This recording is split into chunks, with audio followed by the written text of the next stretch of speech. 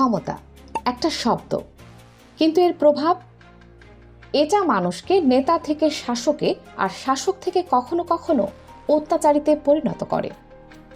বাংলাদেশের রাজনীতির ময়দানে আজ যে দৃশ্য আমরা দেখছি তা কি শুধু ক্ষমতার লড়াই, নাকি পুরনো ইতিহাসের এক ভয়ঙ্কর পুনরাবৃত্তি, যেখানে গতকালের মিত্র আজকের শত্রু আর গণতন্ত্রের নামে চলছে প্রভাব আর প্রতিহিংসার খেলা। আজকের এই রিপোর্টে আমরা তুলে ধরব 2026 সালের নির্বাচন পরবর্তী বাংলাদেশে রাজনীতির এক অদৃশ্য যুদ্ধ, এক নতুন শক্তির উত্থান আর এক সম্ভাব্য রাজনৈতিক গেম চেঞ্জারের গল্প। 2026 সালের জাতীয় নির্বাচন নামেই নির্বাচন, নাকি নিয়ন্ত্রণের এক সুপরিকল্পিত প্রক্রিয়া? রাজনৈতিক বিশ্লেষকদের ভাষায় এই নির্বাচনে আমরা প্রত্যক্ষ করেছি ক্ষমতার নগ্ন প্রদর্শন। অভিযোগ উঠেছে ভোটের ফলাফল বদলে দেওয়া, জনপ্রিয় প্রার্থীদের অপ্রত্যাশিত পরাজয় এবং বিরোধী শিবিরের ওপর পরিকল্পিত চাপ। বিশেষ করে জামায়াতের একাধিক হেভিওয়েট প্রার্থী যারা মাঠে জনপ্রিয়তা পেয়েছিলেন, তাদের ফলাফল নিয়ে উঠেছে গুরুতর প্রশ্ন। কিন্তু এখানেই শেষ নয়। নির্বাচনের সময় নারী কর্মীদের উপর সহিংসতা যা রাজনৈতিক সহনশীলতার সীমা অতিক্রম করে যায়, এই ঘটনাগুলো অনেকের কাছেই বাংলাদেশের রাজনীতির ইতিহাসে এক অন্ধকার অধ্যায় হিসেবে বিবেচিত হচ্ছে। অভিযোগের তীর বিরোধী রাজনৈতিক শক্তির নির্দিষ্ট কিছু সংগঠনের দিকে, যাদের বিরুদ্ধে মাঠ পর্যায়ে আগ্রাসী ভূমিকার কথা বলা হচ্ছে। নির্বাচনের পর পরিস্থিতি কি শান্ত হয়েছে? বরং উল্টো। দেশের বিভিন্ন স্থানে বিরোধী মতের নেতাকর্মীদের উপর হামলা, এমনকি হত্যার অভিযোগও উঠে এসেছে। এই অবস্থায় সবচেয়ে বড় প্রশ্ন, ক্ষতিগ্রস্ত পক্ষের প্রতিক্রিয়া কোথায়? দেখা গেছে বড় ধরনের সংঘাতময় প্রতিরোধ নয়, বরং সীমাবদ্ধ প্রতিবাদ, প্রেস রিলিজ, বিবৃতি, সামাজিক মাধ্যমে ক্ষোভ প্রকাশ। এই নীরবতা বা সংযম দলের ভেতরে, বিশেষ করে তরুণ কর্মীদের মধ্যে এক ধরনের চাপা ক্ষোভ তৈরি করেছে। তারা প্রশ্ন তুলছে, আমরা কি শুধু সহ্য করতেই থাকব? ঠিক এই হতাশার মধ্যেই আলোচনায় এসেছে এক নতুন পরিকল্পনা, একটি নতুন প্ল্যাটফর্ম, যুব জামাত।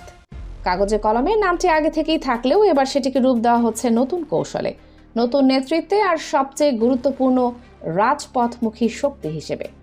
সূত্র বলছে এই সংগঠনের নেতৃত্বে আনা হতে পারে সাবেক তুখোড় ছাত্র নেতাদের, যারা মাঠে লড়াই করার অভিজ্ঞতায় পরিপূর্ণ। এদের মধ্যে রয়েছেন রাজনৈতিক ও সাংগঠনিক দক্ষতায় পরিচিত কিছু নাম, যারা তরুণদের কাছে আইকন হিসেবেও বিবেচিত। পরিকল্পনা অনুযায়ী এই প্ল্যাটফর্ম হবে দ্রুত সিদ্ধান্ত নেওয়ার, দ্রুত প্রতিক্রিয়া দেওয়ার একটি অ্যাকশন ইউনিট। কেন হঠাৎ এই যুব শক্তির উপর এত জোর? এর পেছনে রয়েছে গভীর রাজনৈতিক বাস্তবতা। প্রথাগত দলীয় কাঠামো, যেখানে সিনিয়র নেতৃত্ব সিদ্ধান্ত নেয় এবং সংঘাত এড়ানোর প্রবণতা বেশি, সেখানে অনেক সময় দ্রুত প্রতিক্রিয়া দেওয়া সম্ভব হয় না। ফলে মাঠে তৈরি হয় পাওয়ার ভ্যাকুয়াম। এই ফাঁকটাই পূরণ করতে চায় নতুন প্রজন্ম। আরেকটি গুরুত্বপূর্ণ বিষয়, মানব সম্পদের অপচয়। অনেক সাবেক ছাত্রনেতা যাদের রাজনৈতিক অভিজ্ঞতা রয়েছে, মূল দলে জায়গা না পেয়ে নিষ্ক্রিয় হয়ে পড়ছেন বা অন্য প্ল্যাটফর্মে চলে যাচ্ছেন। এই প্রবণতা ঠেকাতে যুব জামাত হতে পারে একটি রিটেনশন প্ল্যাটফর্ম। শুধু যুব শক্তি নয়, সমান্তরালভাবে জোর দেওয়া হচ্ছে শ্রমজীবী মানুষের ওপর। শ্রমিক কল্যাণ ফেডারেশন নতুন করে সাজানো হচ্ছে। টার্গেট গ্রুপ, গার্মেন্টস শ্রমিক, পরিবহন কর্মী, ড্রাইভার, হেল্পার এবং শহরের বৃহৎ কর্মজীবী জনগোষ্ঠী। কারণ রাজনীতির বাস্তবতা বলছে, যে দল মাঠে জনশক্তি ধরে রাখতে পারবে তারাই শেষ পর্যন্ত প্রভাব বিস্তার করবে। সবচেয়ে গুরুত্বপূর্ণ বিষয়, এই নির্বাচনে প্রায় 3 কোটি মানুষের সমর্থন।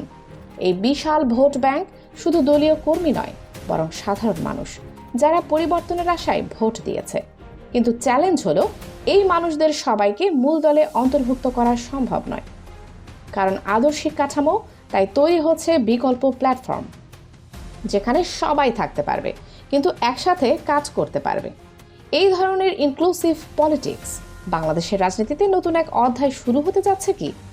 একদিকে ক্ষমতার প্রদর্শন, অন্যদিকে সংগঠিত প্রতিরোধের প্রস্তুতি। এই দ্বন্দ্ব কোথায় গিয়ে থামবে? নতুন প্রজন্মের এই উত্থান রাজনীতির ভারসাম্য বদলে দেবে, নাকি তৈরি করবে আরও বড় সংঘাত? আপনি কি মনে করেন? আপনার মতামত জানাতে ভুলবেন না কমেন্টে। আর এমন বিশ্লেষণ পেতে চ্যানেলটি সাবস্ক্রাইব করুন।